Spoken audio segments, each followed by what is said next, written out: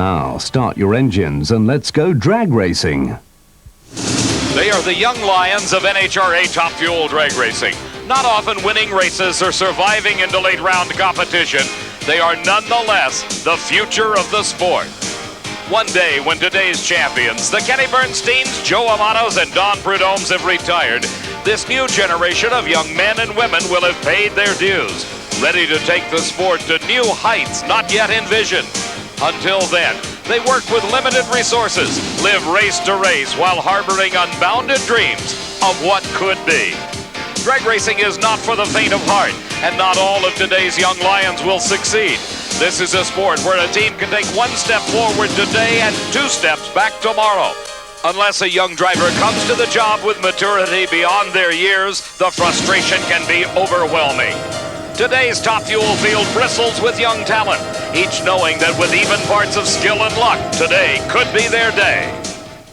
The National Hot Rod Association presents Championship Drag Racing on ESPN Speed World. The NHRA, the world's largest motorsports sanctioning body, showcasing speeds in excess of 300 miles an hour and traveling the quarter mile in less than 5 seconds. Championship Drag Racing from the NHRA. Today, the $18 million 18 event NHRA Winston Championship Drag Racing Series stops in the Northern California wine country for coverage of professional competition and the 5th annual Autolite Nationals at Sears International Raceway outside of Sonoma. Coming into this race in the Winston point standings, only Joe Amato had the opportunity to pass Kenny Bernstein, but everybody in the top 4, including Pat Austin and Prudhomme, could get very close. Looking back into round number 1 competition, it was Prudhomme against Eddie Hill. Prudhomme's car was lined up in the near lane of the racetrack. Eddie Hill had qualified number 11 at a 5:04, while Prudhomme had qualified 6th at a 4:96. Earlier today in this first round match, Prudhomme used that quicker qualifying time to select his lane, and it obviously paid off. In a close race, Prudhomme set low elapsed time of eliminations at 4:92 to a losing 4:96 for Eddie Hill. Another race earlier today in the first round found a pair of our young lions. Pat Austin, who some feel is the most successful of the younger drivers in this top fuel sport, and qualified 2nd at a 4:92. His competition was Danielle DePorter, who had qualified number 15 at a 5:09. Staging battle ensued at the starting line.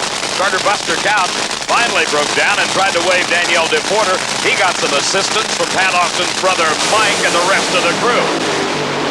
Danielle almost made it pay off. She ran 5:09, but was outdistanced by a great 4:94 at over 289 miles an hour by Austin. As Pat got out of the car, he expressed his opinion of Danielle's driving style, and it's obvious he thought it left something to be desired. Another first-round match found a pair of our young lions. Doug Herbert had qualified number 12 at a 5:08. And the newest of the young drivers, Shelly Anderson, had put her dragster number 5 at a great 4:93. But in the race, Shelly was just a little bit late off the starting line. She was in the near lane to the camera, and the advantage gained by Herbert paid off. He ran 5:06. She ran 5:02 and lost. Let's take a look at the second round matchups that led to the first pair of our final 4 here at Sears Point. Corey McLenathan against Mike Brotherton, and Ed McCulloch raced Shelly's favorite, Doug Herbert. Now here's a young driver that has certainly delivered. Corey McLenathan was the number 1 qualifier here at the Autolite Nationals with a 4:89. But Michael Brotherton had the lane choice in this second round race. He ran 5 flat in his first round victory, while Corey Mack fell off pace just a little bit to a 5:02. Brotherton selected the lane nearest the camera, but the crew chief had to be concerned. It was later in the day. The sun had been beating down on this racing surface, making it much trickier, much slicker. And as a result, Corey McLenathan won the race with an off-pace 5:05. Steve was there.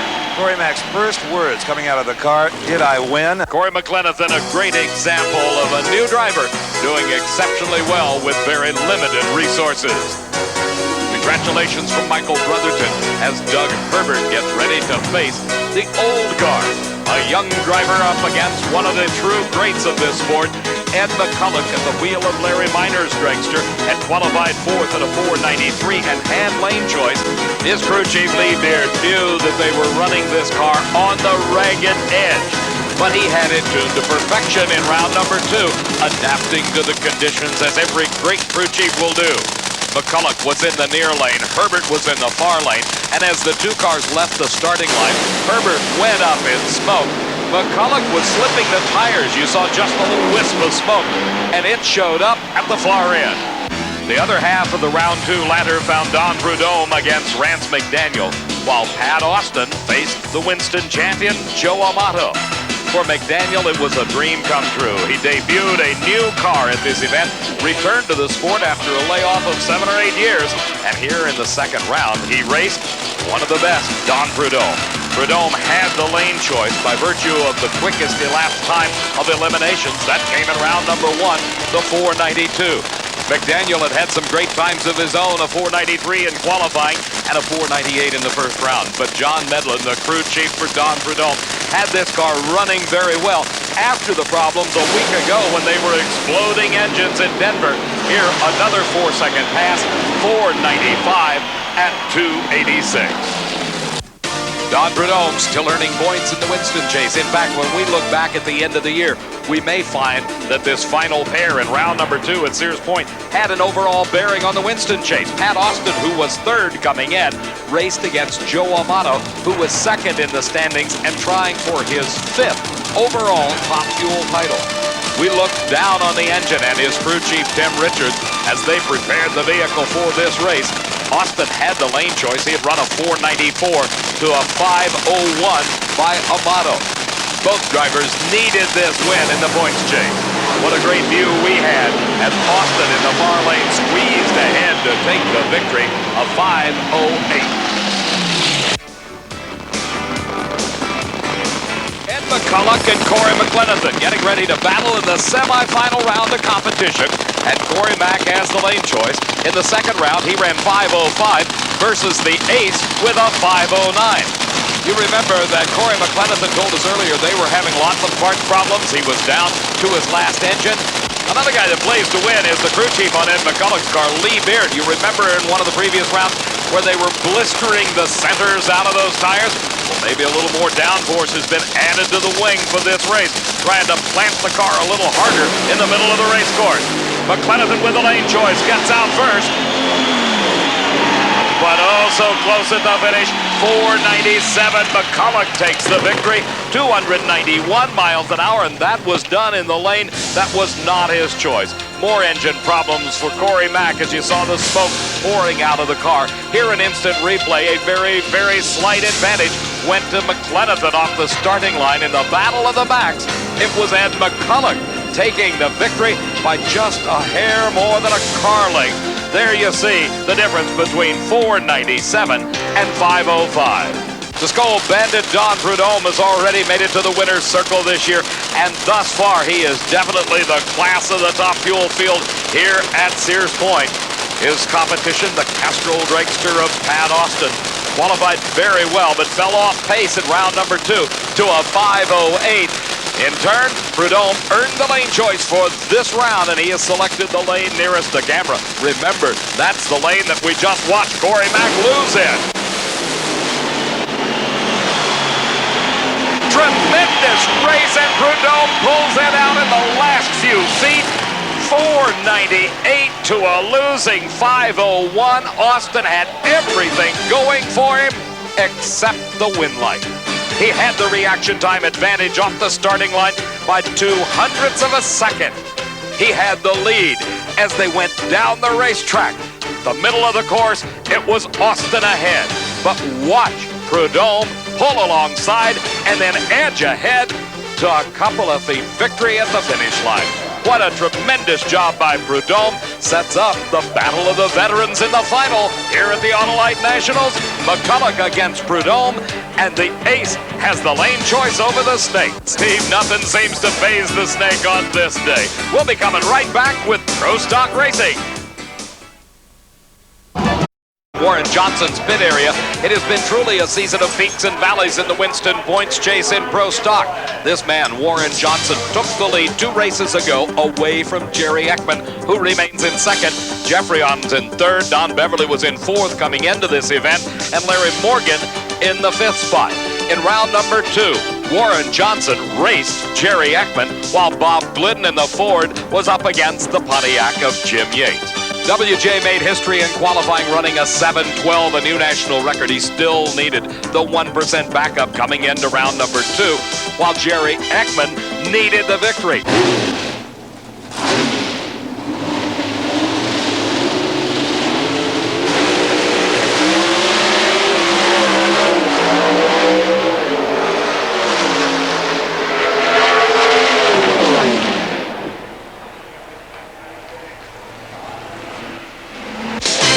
Another pair in round number 2. Jim Yates and his Pontiac pulled off a big upset in the first round. He came from his 13th qualifying spot to beat Mark Powick, while Bob Glidden did much the same from his number 12 spot. His Ford laid away the Chevrolet of Bruce Allen in round number 1. Johnson's AC Delco Oldsmobile gave the rest of the field something to shoot at in round number 2. That 726, the Motorcraft Probe of Bob Glidden, had been running a little bit better at this race than he had in times past, while Jim Yates and his Dynomax Pontiac was certainly up to the challenge. Both drivers having difficulty getting down the racetrack, but at the finish line, Glidden squeezed it out, and his son Rusty celebrated. Here at the starting line, it is the Mopar Parts Dodge. This is Scott Jeffrey on at the wheel. This brand new race car was debuted just 2 races ago and is obviously beginning to show its stuff. We already know the capabilities of Ricky Smith in the STP Pontiac. He's been in the final round twice this season at Houston, where he lost to Mark Powick, and just 2 races ago at Englishtown, where he fell to Warren Johnson by only 1/1000 of a second. This is the semifinals here at the Autolite Nationals at Sears Point International Raceway. The lane choice here goes to the Dodge Daytona, and if he follows the Ricky Smith rule of racing, he did. He staged first, and now Smith is in the beams. The tree is green. Nearly identical start for both drivers, but handling problems for Jeffrey on. He is forced to lift, and Smith goes into the finals with a 736, 188-mile-an-hour charge. I doubt very seriously if he is going to be terribly thrilled with those times, particularly when the competitors on the other side of the ladder have been running much quicker, like this man. The AC Delco Oldsmobile of Warren Johnson with a 726, and Bob Glidden with a 733 in round number 2. Glidden can only hope that he gets the same break that Smith did. That is, the quicker car. Jeffrey on, for example, losing traction and having handling problems. Glidden hoping the same may occur for WJ. Right now, Warren Johnson is definitely showing his stuff at this Sears Point race. Here in this, the trickiest and hottest part of the day, Bob Glidden is hoping for a break, as WJ has had quick time all weekend, and look at Glidden out of shape. He is forced to lift as the car gave him lots of problems. No difficulties for WJ, just read the board. 722 at over 192 miles an hour. That is low ET of eliminations. As we watch again, Glidden got a great advantage off the starting line, nearly 300ths of a second, but the car lost traction, and Glidden almost lost it. Getting really loose out there, Glidden and the Ford Probe having to shut down, letting Johnson streak on for the victory and the right to race Ricky Smith in the final round. And Ricky's gonna have to find some power to beat WJ. Next, it's funny cars. John Force took the win in round number 1. Coming into this race, he had the points lead over Cruz Pedregon, and Al Hoffman was in third, Dale Worsham fourth. Chuck Etchells rounded out the top 5 after the race at Denver. The second round pairings found number 1 qualifier Mineo against Gary Bolger, while Hoffman challenged Force in a battle of the Winston Points contenders. Gordon Mineo got a giant break in round number 2 when his competition, Gary Bolger, was unable to show. Like any other form of motorsports, parts attrition can definitely play a role, and a tough break for the Greasy family entry with Gary Bolger at the wheel. For Gordon Mineo, his round number 2 performance was not one of the stellar ones that they would hope for. His son Jason looking on as he ran 5:55 at only 234 miles an hour.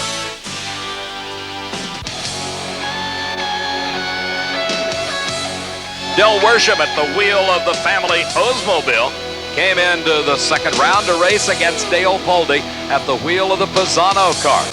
This Oldsmobile is primarily a West Coast race car, making infrequent trips back to the Midwest and the Eastern racers. He ran very well here, though. Poldy qualified in the number 3 spot at a 5:29 and had the lane choice over Worsham in this second round confrontation. A red light start by Worsham put him out of competition as he got very close to the center line. Poldy went through with a 5:42 elapsed time. Gary Slusser, his crew chief, and Frank Pisano, the car owner, quite happy with that kind of performance. Let's set up the semifinal pairing. Cruz Pedregon against Dale Poldy, and Poldy, with virtue of that 5:42, gets the lane choice, while Gordon Mineo goes off against John Force, the defending Winston champ and event champion, having the choice of lanes. The Funny Car semifinals coming up next from Sears Point. It is Pedregon versus Poldy, with Poldy in the lane nearest the camera. He has his choice. Pedregon having problems much like his McDonald's teammate Ed McCulloch, smoking the tires in the middle of the course, literally overpowering the asphalt. Poldy just a bit of an unknown. He qualified very well, but then fell off pace drastically in the first round.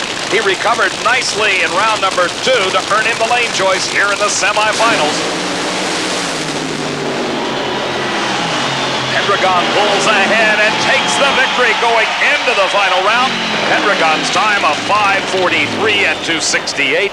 For Poldy, 5:45 at 2:66. Very consistent performance out of the Oldsmobile of Pedregon. But as we watch in replay, it was a battle all the way down the quarter mile for Pedregon. His crew chief, Larry Meyer, had obviously taken some power out of it, trying to keep from smoking the tires in what was thought to be the bad lane of the racetrack. They both seemed to do their jobs very well. By a car length, Pedregon the victor. Steve Gordon's got a chance if he could just repeat the time that he recorded in the first round, a great 5:34, but he fell off pace just a bit in round number 2 with a 5:55. Force, however, has been most consistent. A pair of times in the 5:30, a 5:41 in round number 2, and something goes wrong for Mineo, and John Force goes to the finals to race Cruz Pedregon. The elapsed time, 5:41 at 2:79. That's the kind of consistency that has carried John Force to 2 consecutive Winston championships. Watch in replay as you see Gordon Mineo get out there, the car beginning to lose traction.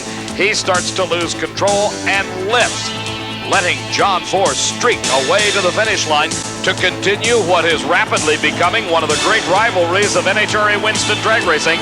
John Force against Cruz Pedregon, with Force getting the opportunity to pick his lane by only 0.02 of a second.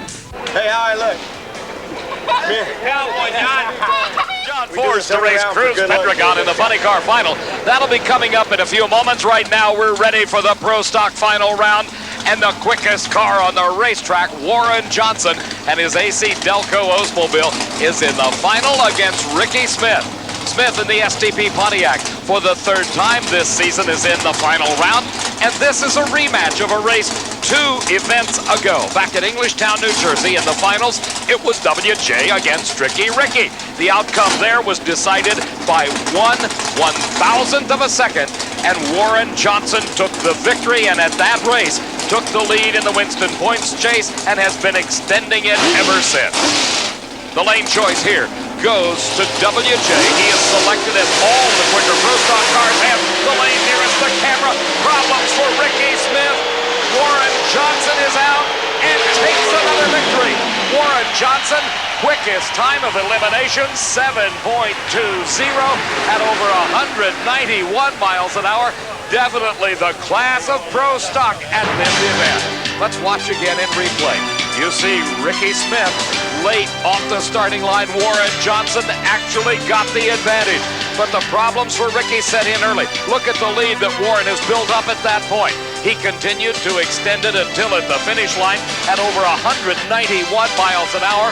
Warren Johnson, the champion of the Autolite Nationals. The competition here between Force and Pedregon has become truly the battle in funny car racing. A quick check under the body, that's normal procedure for Force. That's Larry Meyer, the very talented crew chief on the Pedregon-driven McDonald's Oldsmobile. Meyer is given credit for really bringing some performance consistency to this race car. For Force and the Castrol-Olds, a victory here would add yet 200 more points to the spread between he and Pedregon in that very important points chase. For Cruz, reality must take over fairly soon. He has got to start earning more points than Force at these races. There are 7 left after this one. Tremendous job by Pedregon, and something goes wrong. It is the Castrol car of John Force, the victor. What a shocker. As Pedregon had a giant lead, and at about the 1,000-foot mark, the car absolutely came to a halt. Let's watch again in replay, and you can see Force got a very slight advantage at the starting line. But watch the car in the far lane. Pedregon began to make his move, and the red and white golden arches just sped away from Force. Look at the lead that Pedregon had. Then, right at that point, you see the raw fuel starting to come out of the engine, and that's what gave Force the opportunity to come around. John Force now with an extended lead over Pedregon in the Winston chase. Hoffman third, Del Worsham number 4, and Tom Hoover rounds out the top 5. Back at the starting line, the top fuel dragsters are fired and running after their burnout.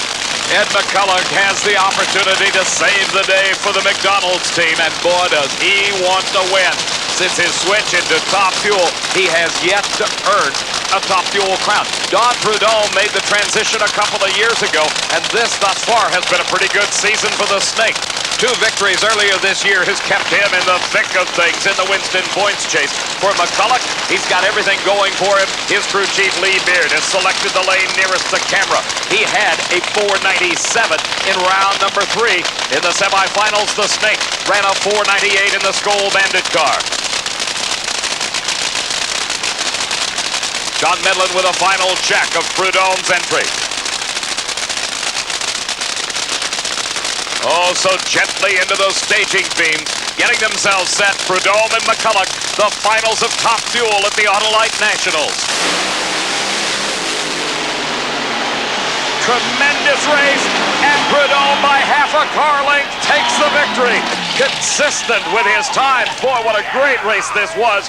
491 at 286 to a losing 493 at 285 miles an hour. The celebration begins on the starting line as we have the opportunity to go back and look at it again. Prudhomme in the far lane got nearly 0.03 of a second advantage off the starting line. He didn't really need it, though. He had the performance as well. A 491 to a 493. Add them together and you get a win by less than a car length. Don Prudhomme, the top fuel champion. The victory by the Snake tightens up a 4-man race in top fuel. Bernstein first, Amato second, Pat Austin drops to 4th, and Cora McLenathan number 5. For Steve Evans, I'm Dave McClellan saying so long from Sears Point International Raceway.